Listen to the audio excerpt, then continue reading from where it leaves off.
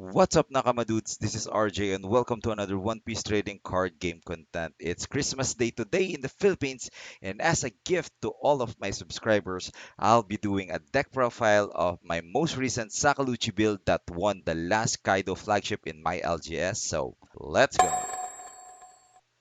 So let's start with the basic. So we have our two searchers. We have Tashigi and Branu. So Branu, this is a Japanese copy. So Branu, you look at the top three cards of your deck, choose one navy card, and then put the rest into the trash. Then Tashigi, a new card from OP06, again a Japanese copy. Look at the top five cards of your deck, and then choose a navy card and put the rest into the bottom. So that's what makes Tashigi somewhat controversial. So some doesn't want her due to added chance of putting key cards in the bottom. Unlike Branu, that you can bring back some of the cards that you put into the trash by the revival ability of Rebecca and Moria, Tashigi puts it in the bottom. So they don't want that. But for us, we need to hit the right cards at the right time to prevent our opponents from running us over. So we play a full set of her and full set of Branu. Next are our 2K counters. So this build is not for the faint of heart, as we only run 8 2K counters. We want to focus our deck in controlling the board, so you will even have to discard some of these 2K counters for a chance of getting the right cards. We have a full set of Tsuru, of course, and Virgo. So Virgo, a card that's been asked a lot of times in my Twitter account or X, why are you choosing Virgo over Tashigi? So the reason for that is that Virgo is the only Navy card with 2K counters that can be a legal target by Tashigi, Branu, and Rebecca. Tashigi Searcher, you can't search for the Tashigi Black due to its character restriction. Of course, Branu can fetch Navy cards, so Virgo is a good target as well. And then uh, Rebecca, you can get Tsuru back because Rebecca can only give you back 3 to 7 cost black character. So Virgo fits the bill perfectly. So if you're wondering why a lot of people are using Virgo instead of Tashigi, that is the answer. And speaking of Rebecca, we have, of course, the Trash Loop combo. Of course, the core cards of Sakaluchi, we have Rebecca, Lucci, and Hina. So these cards is what made Sakaluchi to a powerhouse today. We have, of course, a full set of these cards. Now we have the Navy package because Navy is the team of our deck, so we are running some of the best Navy cards out there. We have Borsalino blocker, of course, a blocker that is immune to effect, then gets bigger whenever it's your opponent's turn. You can also get it back by using Rebecca's ability for added annoyance on your opponent. We have three copies of the Borsalino blocker here. Now, we also have Borsalino 7 cost, one of my go-to cards versus Yellow. Yellow being rampant in my meta nowadays, so I went for two copies of this card instead of one. I usually uses just one. He can deal with anything on the board as long as we have the right event cards to support him. And him being an 8k body means he's harder to KO and he also hits hard. So I put two copies of him here. Then, of course, the event cards. We have the usual suspects here. We have Ice Age, we have Great Eruption, and Hound Blaze. So the ratio of this event cards can vary depending on your local meta.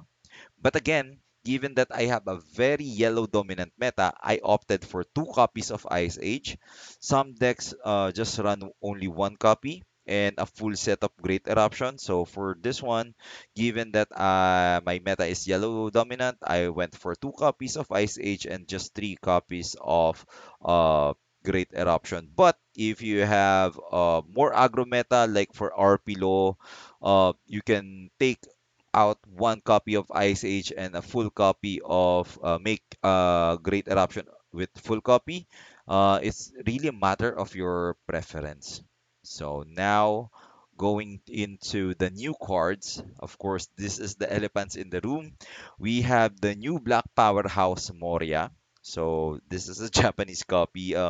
Moria can revive a 4 cost and a 2 cost character. That's his own play ability. And this ability opened a lot of combo lines that can deal with the board. I think that any black deck will play a full set of Moria from now on. Now we also have added Helmepo. Helmepo only I only added him because of the Moria line. Again, Moria can revive a 4 cost and a 2 cost or less characters. So Helmepo gives us the flexibility of reviving Lucci for the 4 cost slot and him on the 2 cost if we want to deal with smaller threats. You only need one of these because again he can be revived by Moria. Most of the time he will enter the field rested and he will be attacked immediately by your opponent. So you just got to bring him back with Moria. Now we have a Mano Murakumo. So this is some sort of a Lucci event. So this card lets you return up to one of your opponent's cost 2 or lower characters and up to one of your opponent's cost 1 or lower characters to the bottom of its owner's deck in any order. So this event, along with the Moria line, can deal with a lot of scenarios, especially those where you don't want to KO characters. Uh, just remember that Lucci KO characters, and there are a lot of cards in the yellow. There are a lot of yellow characters that has now on KO ability. So if you don't want to trigger those on KO abilities, use Murakumo instead. Such cards like Perospero, Kikunojo, those cards you don't want to deal with them using Lucci, so you go for Murakumo instead. So I added 2 copies of this. Now we have, of course, my princess, the princess of the deck, the tech card, Charlotte Pudding. You have seen this card being used in some of my videos.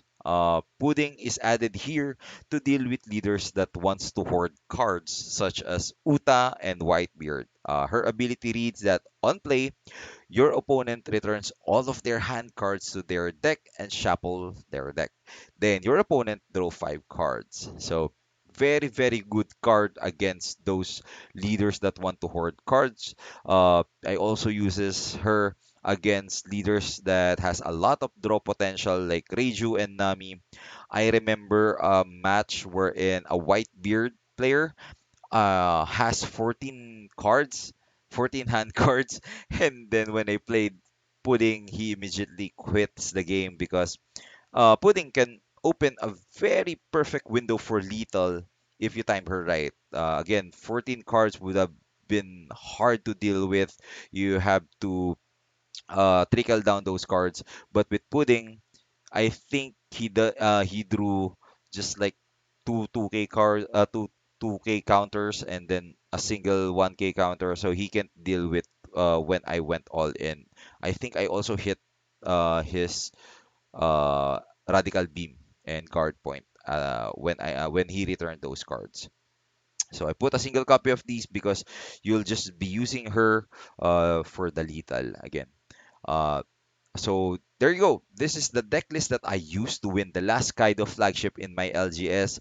I hope you've enjoyed this video and use this build as your reference for your own build. So you will be seeing a lot of videos in the next few days using this deck list. So until I think that I need to change the build, if you want to know the deck list that I've been using on that certain video, this will be the deck list. So I hope you enjoy this video. This is RJ playing One Piece Trading Card Game. Merry Christmas. Peace out.